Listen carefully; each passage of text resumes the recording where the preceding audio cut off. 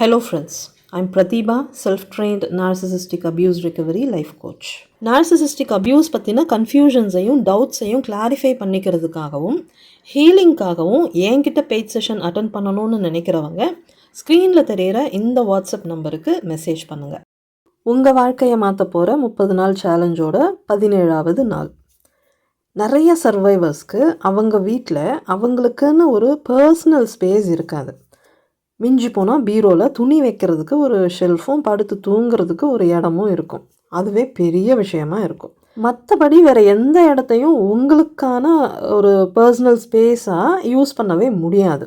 அந்த அளவுக்கு இந்த நச்சுகள் ரெஸ்ட்ரிக்ட் பண்ணி வச்சுருப்பாங்க. உங்களுக்கு போனால் போதுன்னு அந்த வீட்டில் இடம் கொடுத்துருக்குற மாதிரியும் நீங்கள் ஏதோ அவங்கள அண்டி பொழைச்சிட்டு இருக்கிற மாதிரியும் ஒரு ஃபீலை க்ரியேட் பண்ணி வச்சுருப்பாங்க. நிறைய பேர் அப்படி ஒரு ஃபீலிங்கோடு தான் நீங்கள் இருக்கிற அந்த வீட்டில் வாழ்ந்துட்டு இருப்பீங்க. இன்றைக்கி இந்த ரெஸ்ட்ரிக்ஷனை உடைச்சிட்டு நீங்கள் வெளியே வர போகிறீங்க. நீங்கள் உங்கள் வீட்டில் உங்களுக்கான ஒரு பர்சனல் ஸ்பாட்டை க்ரியேட் பண்ண போகிறீங்க. ஃபார் எக்ஸாம்பிள், உங்களுக்குன்னு தனியாக ஒரு ஸ்டடி டேபிள் மாதிரி செட் பண்ணலாம். முடிஞ்சால் ஒரு புது டேபிள் கூட வாங்கிக்கோங்க. இல்லை வீட்டில் ஆல்ரெடி ஏதாவது டேபிள் இருந்தால் அதை எடுத்துக்கோங்க. உங்களுக்குன்னு ஒரு ஸ்பாட்டை செலக்ட் பண்ணி அந்த இடத்துல டேபிளையும் சேரையும் செட் பண்ணுங்கள். அந்த டேபிளை உங்களுக்கு பிடிச்ச மாதிரி டெக்கரேட் பண்ணுங்கள். உங்களோட books, diary, journal, personal items எல்லாம் ட்ராயரில் வச்சு லாக் பண்ணுங்கள். சாவியை யாரோட கைக்கும் கிடைக்காதபடி ஒழிச்சு வைங்க. வீடு சின்னதாக இருந்தால் உங்களுக்குன்னு ப்ரைவேட்டாக ஒரு சின்ன ஸ்பேஸையாவது ஆர்கனைஸ் பண்ணிக்கோங்க. டேபிள் போடுற அளவுக்கு இடம் இல்லைன்னா டோர் இருக்கிற மாதிரி ஒரு ரேக்கை வாங்கி செவுத்தில் மாட்டுங்க. அதில் உங்களோட திங்ஸை எல்லாம் வச்சு லாக் பண்ணுங்கள். பெரிய வீடாக இருந்தால் பெரிய ஸ்பேஸாகவே ஆர்கனைஸ் பண்ணிக்கோங்க.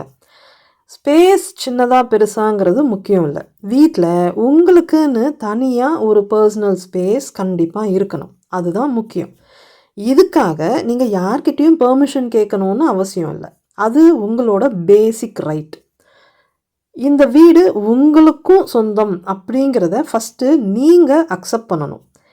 யாராவது ஏன் இப்படி பண்ணுற அப்படின்னு கேள்வி கேட்டால் எக்ஸ்ப்ளனேஷன் கொடுக்காதீங்க. ஏன் இந்த வீட்டில் எனக்குன்னு ஒரு ஸ்பேஸ் இருக்கக்கூடாதா, இதில் உங்களுக்கு என்ன ப்ராப்ளம் அப்படின்னு பதிலுக்கு கேள்வி கேளுங்க. இன்கேஸ் அவங்க இதையெல்லாம் அன்கம்ஃபர்டபுளாக ஃபீல் பண்ணால் அது அவங்க ப்ராப்ளம், உங்கள் ப்ராப்ளம் கிடையாது.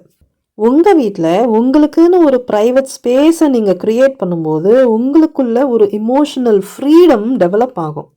அந்த இமோஷனல் ஃப்ரீடம் உங்களோட அட்டானமியை டெவலப் பண்ணுறதுக்கான ஒரு மோட்டிவேஷனாக இருக்கும். அதாவது உங்களோட சுயத்தை டெவலப் பண்ணுறதுக்கான ஒரு உந்துதலாக இருக்கும்.